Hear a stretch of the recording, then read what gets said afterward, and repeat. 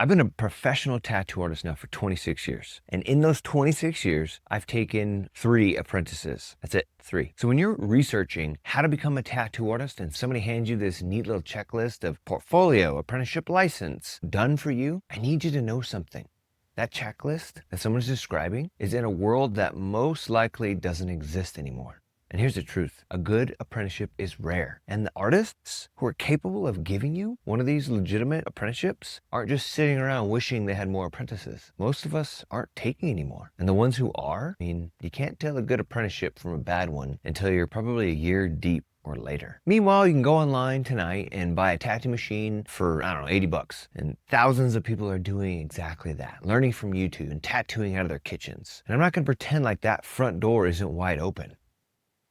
But I will never teach you how to tattoo over the internet because honestly, nobody can. What I'm trying to give you is the thing that nobody else will, the honest version, what the path actually looks like and should look like, how to be the rare person who gets it and gets in. And the one sentence I need you to carry throughout this whole video. Just because you can doesn't mean you should. So who am I? I'm Ben Shaw. I own Archetype Tattoo here in Albuquerque, New Mexico. I spent 6 years as the chairman for our regulatory board for a time. So I know what it looks like from being a tattoo artist of 26 years, owning a studio for 17, and from what it's like to be on a regulator side. And the way I'm going to talk to you is the way I talk to my apprentices. At the end of this, I'm going to tell you about a man who told me I would never make it. So first, you deserve to know why it's like this. Because if you don't understand why the door is closed, then you're never going to truly get it. You're gonna think it's personal, but it isn't. An apprenticeship is not a class.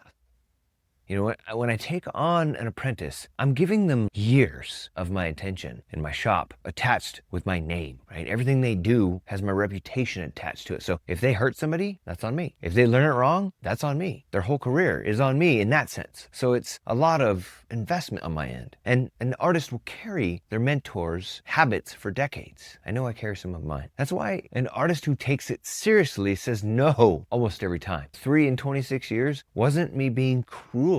It was me being honest about what I was actually willing to give and giving them the opportunities to see what it really take. Now, here's the harder part. Some shops figured out that there's money in this dream. They'll charge you thousands of dollars for an apprenticeship and deliver you nothing. So let's deal with the internet route head on because I'm not gonna pretend like it doesn't exist. Some of you are already watching this, have a machine in your cart on Amazon. Now, can you learn to tattoo from YouTube? Here's the honest answer. You can learn to make marks on skin. Sure, people have. And actually, I know some self-taught artists that I respect. And every single one of them, though, would tell me this. I wish I would have gotten a good apprenticeship instead of learning all the bad mistakes that they did and realized they had to learn all those bad mistakes on people's skin. Now here's what their videos can't teach you. Skin is not paper, obviously. It's living tissue. It moves. It varies with age and body type and health, right? Depth is important, right? Nobody can teach you that through a screen. And by the time you've taught yourself, you've practiced on human beings who trusted you. And the part nobody really mentions,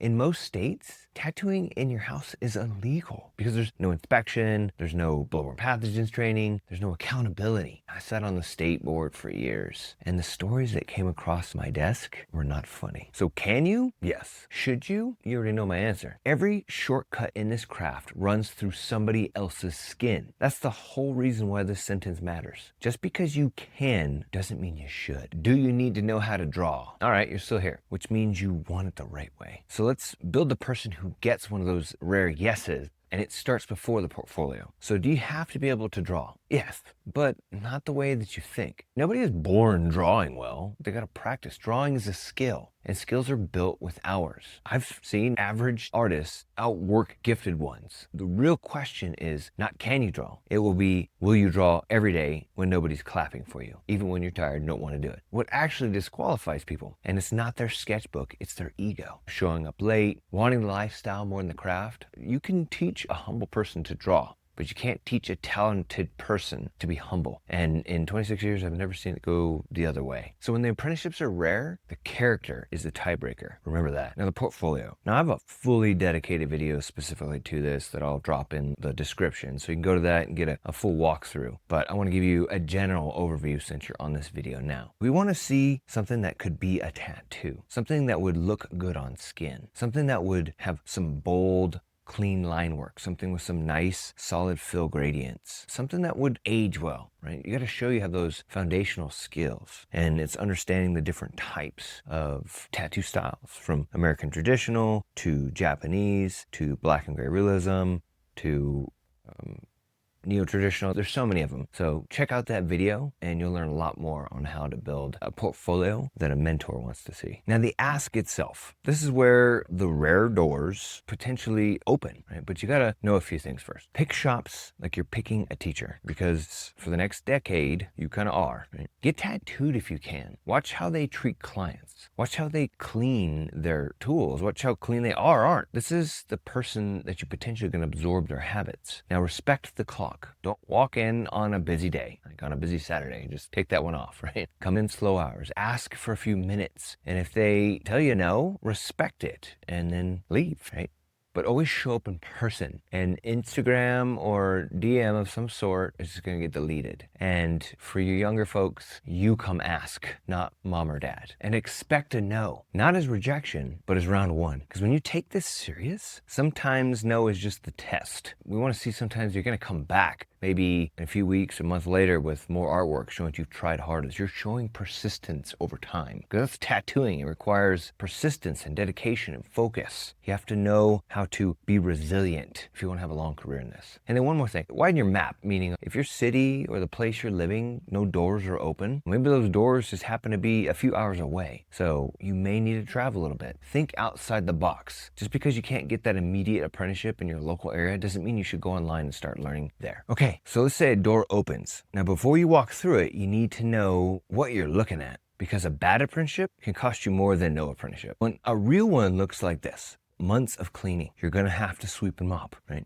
Set up, tear down, watching the mentor, building machines, needles, bloodborne pathogens, how the shop actually runs, supplies, running and getting lunch. This is all before a needle ever touches skin. This could take a year, right? This is where it may feel like you're not participating in the craft, but you're learning all the ins and outs of it. It isn't just about the needle on skin, it's everything around that. Now, if somebody just immediately just puts you in the chair, gives you a machine and tells you to work, that's a red flag. They're not training you. They're just risking people, real people, to use you. And sometimes you can pay thousands of dollars. Nobody watches you. They just give you a place. You're just paying for a space to mess people up, right? So anyone selling a fully online course, though, that needs to end before you even start. Nobody can teach you how to truly tattoo well online. Now, there's also some that take advantage of it, like where they just have you clean and mop and do stuff for months and months and you don't ever learn anything. So that's free labor. What you truly want to get is somebody who's willing to show you a curriculum, like show you this is what you're going to start with, this is where you're going to end. Then you know you're dealing with somebody who knows what they're doing. Now for the part everyone wants to skip, licensing. Every state is different. Here in New Mexico has a state board, requires hours, bloodborne pathogens, certifications, inspections. Wherever you live, you got to look up what your state's body art regulations are. That will truly determine if you're entering into a good apprenticeship, because if they're not willing to go through the proper licensing, run. Now, hear me on this. Not all these rules are just red tape. Some are. But some are a lot, truly just to safeguard public health, to safeguard people's health, keep people from getting infections and scarring and hepatitis. Because what affects one person can affect the entirety of the industry. So you gotta make sure you're going down those legitimate pathways. Okay.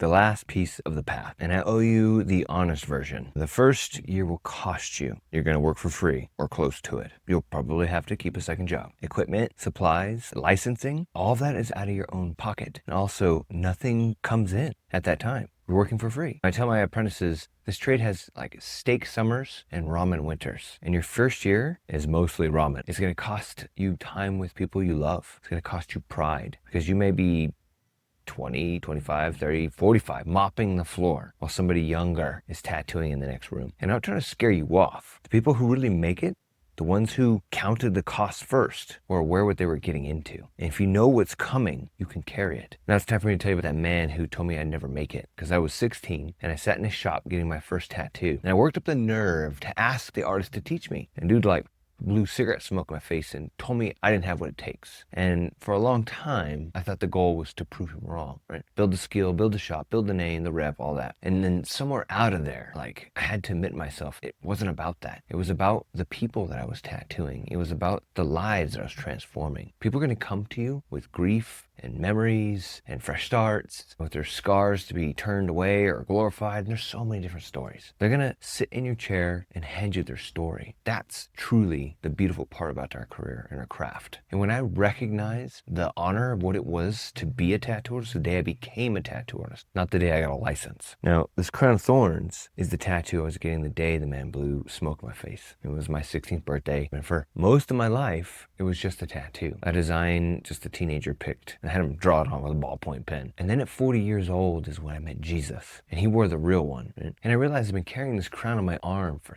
30 years. Now, I'm not here to preach to you, but I owe you the whole truth, right? The same as I owed you the truth about the doors and the money and the apprenticeships and the licensing and all that. This is what the chair taught me about the craft. But Jesus taught me why I sit with it. Each person my hands touch. This is a sacred craft. And when we treat it that way, we'll never just be somebody who tattoos. Some of you have been told you'll never make it by a stranger, by a parent, by a teacher, a mentor, whatever. But that's all in your head. Hear me. A stranger's smoke doesn't get to decide who you become. I'm living proof. And so is the man on my arm. So here's my question. I read every comment. What's the thing somebody told you you'd never be? Put it below. And if you know somebody about to buy a machine online, send them this video first. It might save them and the people they're gonna practice on a lot of stress and struggle. And if you're serious about the honest way in, subscribe. I've got 26 years of this to give away.